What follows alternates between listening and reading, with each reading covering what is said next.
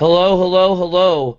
Ron and I are back with a new NYCFC guest. Andres from the NYC Fan Podcast has retired, and he sent the contact information for his friend Michael over. So say hello, Michael, and can you please tell everybody a little bit about your podcast? Hey, thanks for having me on. Yeah, my name is Mike Andra. I'm the host of Blue City Radio. Blue City Radio is an independent podcast. It's been going on for, I guess, a year and a half. We started right around January when, right before the team got kicked off, and we do typical analysis of the games. We do, I go to training. I talk to the players in the locker room. So it's analysis based, but we also have a media side to it where we remain independent, but the team gives us access, so it really helps in what we do.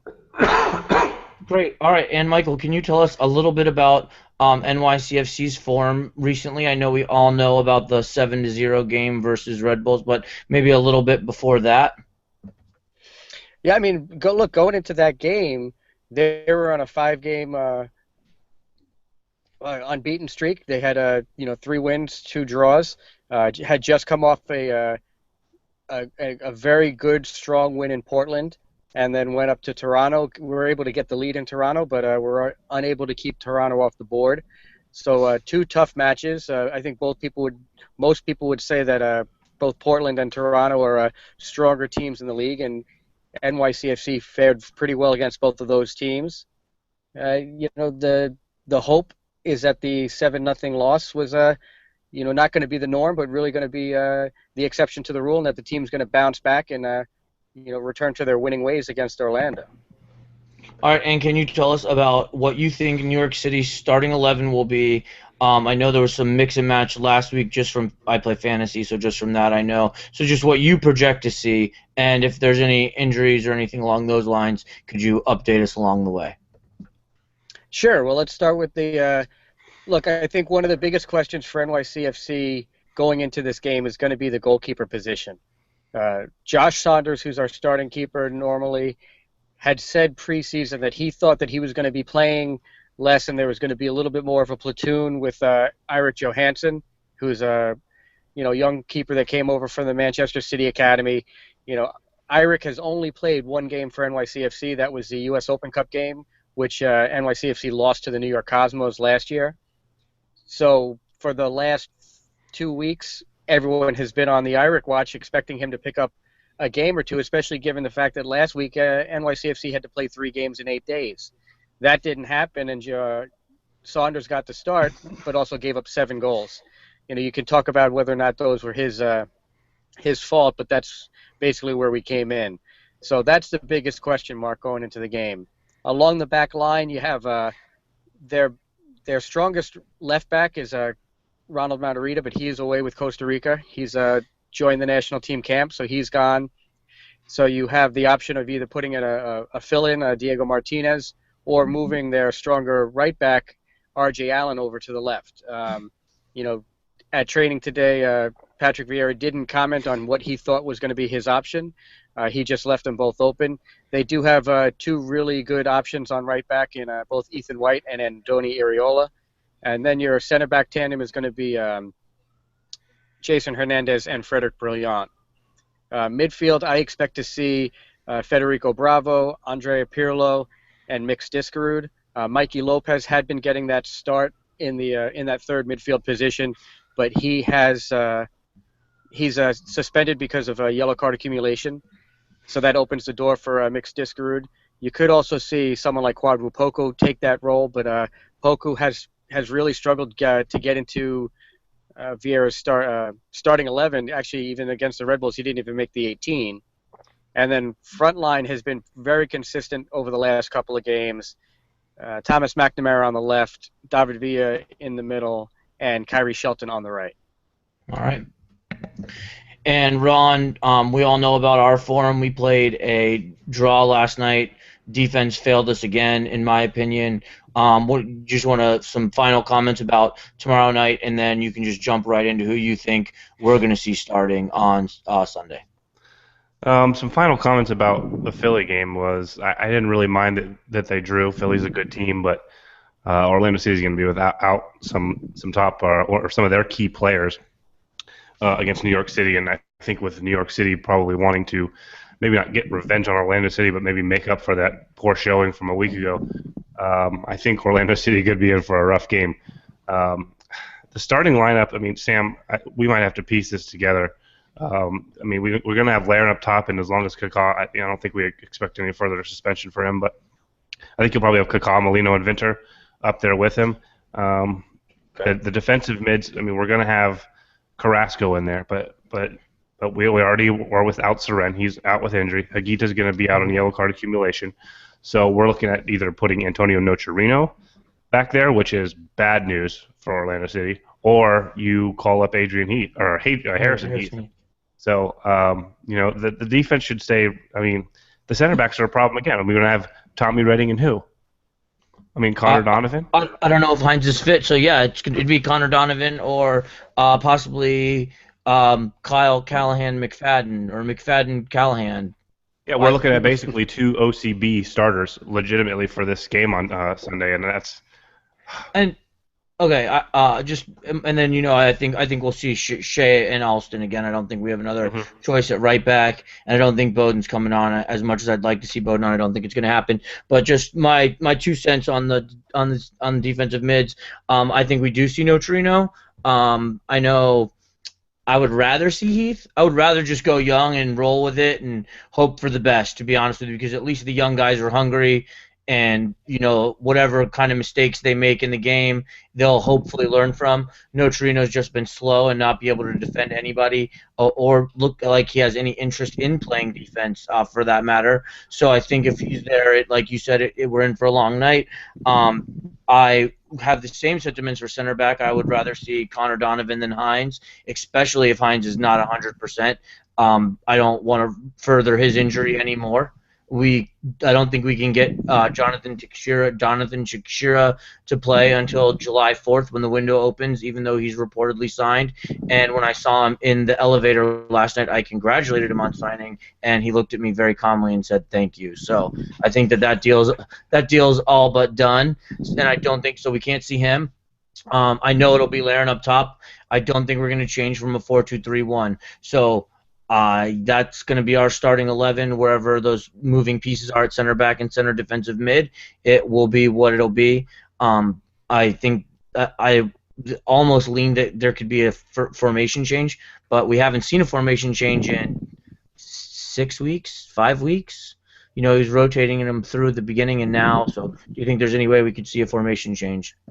Oh, I just had you on the screen the whole time and not. No, I don't think there's any way that we see a formation change. I think they just need to stick with what you're doing. And quite frankly, I would prefer to see the youth, but I think you're paying Antonio Nocerino $600,000, so you're probably going to need to get him in the game, see if he can do something. I don't mind him being on the field with as desperate as Orlando City will be just to field a bench this weekend. So yeah, it's gonna be tough. I think NYC's got a. I think David Villa could run wild, and I think they should be heavy favorites this weekend. And the only other reason that I mentioned formation changes because sometimes when we are shorthanded, we do change formation. So we saw it last year in Montreal where we changed away from a 4-2-3-1 and we picked up a 2-2 draw on the road there. That was one of the only games last year where we changed formation. And once at the beginning of this year, we were a little shorthanded away. I think it was. Can you help me out here, Ron? It was one of the first away games. We were shorthanded, and we fielded not a 4-2-3-1. Yeah, well, I mean, you can just look back to the game at NYCF's at Yankee Stadium last year when we played a 3-5-2 or a 5-4-1, if you want to call it that, and it was miserable. We gave up 5 goals. So, yeah, I think you can't really blame Heath for whatever he decides to come up with this weekend because he's just so handcuffed. All right, and Michael, now we'll just talk about how the teams match up real quick, and then we're going to have to wrap up pretty quickly tonight. So my question for you, Michael, is how do you think NYCFC can slow down Kyle Larin? Because to me, just thinking back on the games against NYCFC, it's always a Kyle Larin show. And even when we play Red Bulls, Kyle Larin always usually plays pretty good. So can you just tell me how you think NYCFC can slow down Kyle Larin?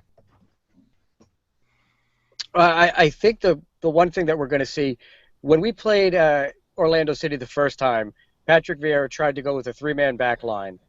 and it didn't work well. There was just a real lack of communication. The first couple of games at Yankee Stadium, I think he's tried a couple different things. He went what would be the 3-2-2-3 or the WM formation. He's evolved away from that. We have seen a lot stronger play between the center backs and Federico Bravo, who's playing that number 6 role. And I think that's the key to stopping Larin, because Larin's not going to move too much laterally. He's going to stick. A lot of what he does is stay central and get service. And I think that's what the key is. If those are skating well and playing much better, Jason Hernandez, Frederic Briand, and Federico Bravo, if they keep their spacing correct, then they could basically surround Larin and keeping him from getting the ball. The problem is Larin is such a big talent that if they attack from, attack the NYCFC left side, so come down your right, the service, Larin's got a much better matchup going against Jason Hernandez than he does against Frederic Briand. So that's I think that's the key, is limiting the service from the outside and making sure that they force the attack into the middle, but they have Larin covered from at least 2 of the 3 sides.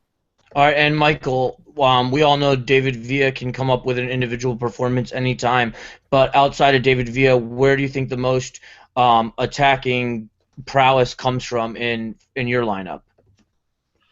Well, I mean, it really starts and ends with him. Tommy McNamara has played a lot better since he's moved up top. The key to what success we've had recently versus how we started the season has been the fact that the forward line has changed. So Kyrie Shelton's kind of stayed the same, but he's had different partners on the opposite side. And the earlier partners, Tony Taylor and Steven Mendoza, they haven't been really aggressive. If you look back to a game we played a couple of weeks ago against DC United, all 3 of the forwards interacted well, interchanged well, but more importantly, Vieira's approach is to really be aggressive and get into the box, and that's what all 3 of those attackers have been able to do. They're not afraid to dribble into the box, to get into tight spaces, and force defenses to work in a place where they feel the least comfortable, and that's been the strength.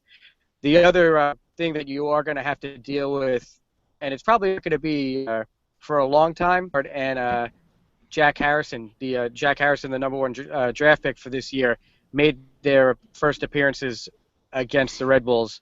Both played about 20 minutes, but I think that's going to be another thing. Jack Harrison, really crafty on the ball, really confident for a 19-year-old rookie, and he's going to be a guy who I hopefully feel confident in saying you're going to see for 20 minutes, maybe even a half hour, coming in late, changing up things, and really, as your defense gets tired and is getting accustomed to playing against a guy like Kyrie Shelton, to have a guy like Harrison come on will really cause a lot of problems. All right, and that sounds like a long night to me. Ron, do you have any other sentiments? I know we're trying to keep it quick and we're getting close, so if you got nothing else, we can jump into match preview. We can jump into score prediction. Orlando's going to have to defend for their life, which is not exactly their forte this season. It's probably going to have to be a typical classic, defend and counter and hope for a snatch and grab. Maybe you can get either 1-0, kind of similar to what they did last time. So they're going to need Joe Bendik to be huge like he's been all year. Tommy Redding's going to probably have to play the role of about 2 defenders back there. So yeah, it's. I mean, if Orlando City comes home with a point, I think we can all be very happy, and that would be a big success if we could come home with 1 point. All right, and Michael, did you have any questions about Orlando City that you would like answered by me and Ron before we conclude? Oh, Michael? No, I think the biggest question for us. Yeah, I'm still here, but okay. You got me? Yep. All right. Yeah.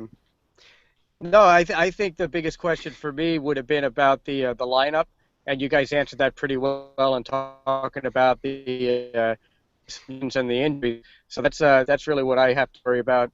And I agree with what Ron just said.